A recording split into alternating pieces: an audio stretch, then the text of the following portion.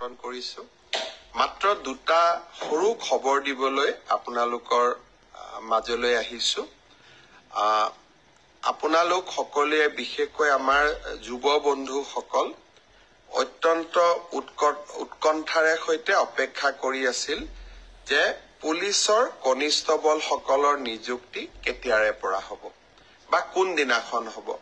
মই যতে মিটিঙলৈকে যাওঁ তাতেই মোক সোধে যে মামা আমি পুলিচৰ ইন্টাৰভিউ পাছ কৰিলো আমি এপইন্টমেন্ট লেটাৰ কেতিয়া পাম মই আপোনালোকক আজি জনাব খুজিছো যে আপোনালোকৰ উৎকণ্ঠাৰ অন্ত পৰিলে ৩ তাৰিখে গুৱাহাটীত আমি আপোনালোকক নিযুক্তি পত্ৰ বিতৰণ কৰিম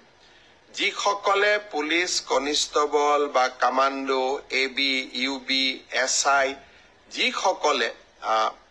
পৰীক্ষাত উত্তীৰ্ণ হৈছিলে সকলোকে আমি ৩ তাৰিখে নিযুক্তি পত্ৰ দিম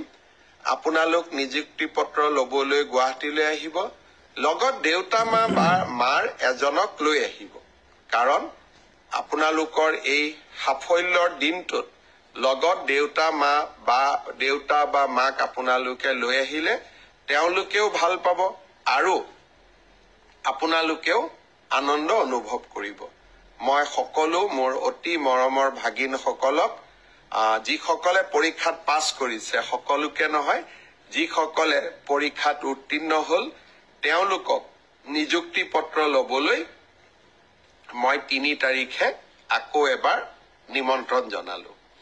এতিয়া সকলোৱে ভাবিব যে মই এডিআৰিত পৰীক্ষাত পাছ কৰি আছো মই হেলথত পাছ কৰিছো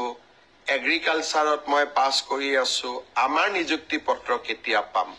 মই এনেকৈ আপোনালোকক যেতিয়াই আমি সাজু হৈ যাওঁ মই এনেকৈ আপোনালোকক খবৰ দি থাকিম আপোনালোক ধৈৰ্যৰে সৈতে